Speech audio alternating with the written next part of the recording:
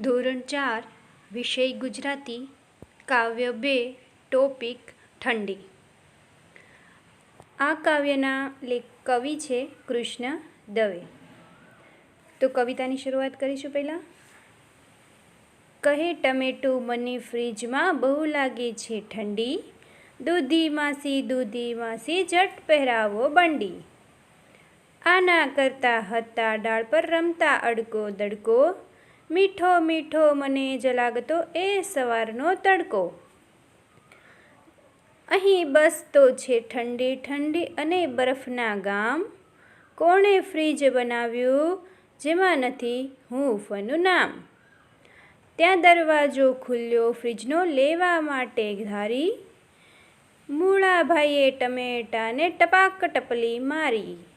દડદડ કરતું ગયું ટમેટું છેક ફ્રીજની બહાર, બારીમાંથી સૂરજ જોયો નથી ખુશીનો પાર. ત્યાં નાના બે કિરણો આવ્યા પાર કરીને સડકો, કહે ટમેટા રાજા પહેરો મીઠો મીઠો તડકો. આ સરસ મજાની કવિતા છે. હવે કવિતાની આપણે થોડી સમજૂતી લઈએ. કહે ટમેટું મને ફ્રીજમાં બહુ લાગે છે ઠંડી, દૂધી માસી ઝટ પહેરાવો બંડી. એટલે ટમેટું કહે છે કે મને ફ્રીજમાં ખૂબ જ ઠંડી લાગે છે, માટે હે દૂધી માસી મને જલ્દી ગરમ બંડી પહેરાવો. આના કરતા હતા ડાળ પર રમતા અડકો દડકો, મીઠો મીઠો મને જ લાગતો એ સવારનો તડકો. આના કરતાં પહેલાં જ્યારે ડાળ પર હતા ત્યારે અડકો દડકો રમવાની ખૂબ મજા પડતી હતી અને સવારનો તડકો ખૂબ જ મીઠો લાગતો હતો. અહીં બસતો છે ઠંડી ઠંડી અને બરફના ગામ, કોણે ફ્રીજ બનાવ્યું જેમાં નથી હૂંફનું નામ. જ્યારે ફ્રીજમાં તો ચારે તરફ ઠંડી જ ઠંડી છે અને વાતાવરણ બરફથી છવાયેલું છે. આવું ફ્રીજ કોણે બનાવ્યું હશે જેમાં જરા પણ હૂંફ નથી. ત્યાં દરવાજો ખુલ્યો ફ્રીજનો લેવા માટે ઘારી, એટલે મૂળાભાઈએ ટમેટાને ટપાક ટપલી મારી. ત્યાં કોઈકે ઘારી મતલબ મીઠાઈ લેવા માટે ફ્રીજનો દરવાજો ખોલ્યો, એટલે મૂળાભાઈએ મસ્તીમાં આવી જઈને ટમેટાને ટપાક કરીને ધીમેથી થપાટ મારી. દડદડ કરતું ગયું ટમેટું છેક ફ્રીજની બહાર, બારીમાંથી સૂરજ જોયો નથી ખુશીનો પાર. ટમેટું દડદડ કરતું ફ્રીજની બહાર નીકળી ગયું. તેણે બારીમાંથી સૂરજને જોયો અને તેને આનંદ થઈ ગયો. ત્યાં નાના બે કિરણો આવ્યા પાર કરીને સડકો, કહે ટમેટા રાજા પહેરો મીઠો મીઠો તડકો. એટલામાં તો ત્યાં સુરજ દાદાના નાના બે કિરણો સડક પસાર કરીને ટમેટાની પાસે આવી પહોંચ્યા અને ટમેટાને કહેવા લાગ્યા, હે ટમેટા રાજા તમે અમારો આ આનંદ આપતો તડકો પહેરી લો. સમજમાં આવે બાળકો? ચાલો બાળ મિત્રો હજી એકવાર આ એક કવિતા આપણે ગાઈ લઈએ. કહે ટમેટું મને ફ્રીજમાં બહુ લાગે છે ઠંડી, દૂધી માસી ઝટ પહેરાવો બંડી. આના કરતા હતા ડાળ પર રમતા અડકો દડકો, મીઠો મીઠો મને જ લાગતો એ સવારનો તડકો. અહીં બસતો છે ઠંડી ઠંડી અને બરફના ગામ, કોણે ફ્રીજ બનાવ્યું જેમાં નથી હૂંફનું નામ. ત્યાં દરવાજો ખુલ્યો ફ્રીજનો લેવા માટે ઘારી, મૂળાભાઈએ ટમેટાને ટપાક ટપલી મારી. દડદડ કરતું ગયું ટમેટું છેક ફ્રીજની બહાર, બારીમાંથી સૂરજ જોયો નથી ખુશીનો પાર. ત્યાં નાના બે કિરણો આવ્યા પાર કરીને સડકો, કહે ટમેટા રાજા પહેરો મીઠો મીઠો તડકો. હવે આ કવિતાની થોડું આપણે આગળ સ્વાધ્યાય જોઈ લઈએ. સ્વાધ્યાય, જેમાં પ્રશ્ન 1 નીચેના પ્રશ્નોના ઉત્તર એક વાક્યમાં લખો. પહેલું, ફ્રીજમાં ઠંડી કોને લાગે છે? તો આપણે કવિતા વાંચી તો સૌથી પહેલાં તો બધાને જ ખબર છે કે ફ્રીજમાં ઠંડી તો ટમેટાને લાગતી હતી. તો આનો જવાબ લખવાનું, ફ્રીજમાં ઠંડી ટામેટાને લાગે છે. હવે પ્રશ્ન બીજો, ટમેટું બંડી પહેરવા કોને કહે છે? તો ટમેટું બંડી પહેરવા દૂધી માસીને કહે છે. પ્રશ્ન 4, ફ્રીજનો દરવાજો શા માટે ખુલ્યો? તો ફ્રીજનો દરવાજો ઘારી લેવા માટે ખુલ્યો. પ્રશ્ન 5, ટમેટું ખુશ કેમ થયું?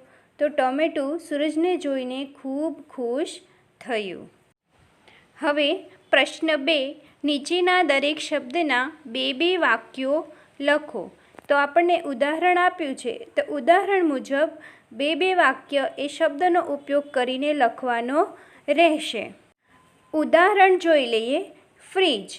ફ્રીજ નામના શબ્દ પરથી 2 વાક્ય બનાવેલા છે કે ફ્રીજમાં પાણી ઠંડુ થાય છે, ફ્રીજ રસોડામાં હોય છે. હવે આમાં પહેલું, વાસી. તો વાસી ખોરાક ખાશો નહીં. બીજું વાક્ય, વાસી ખોરાક ખાવાથી માંદા પડાય. હવે ઠંડીનું જોઈ લઈએ. તો શિયાળામાં ઠંડી પડે છે અને બીજું વાક્ય બનશે, ઠંડીમાં ગરમ કપડાં પહેરાય.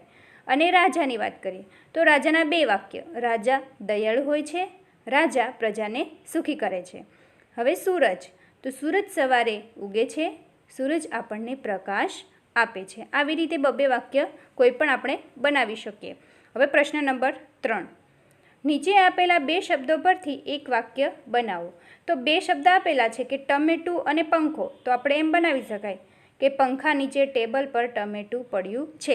એટલે એક વાક્ય પરથી 2 શબ્દ બનાવવાના.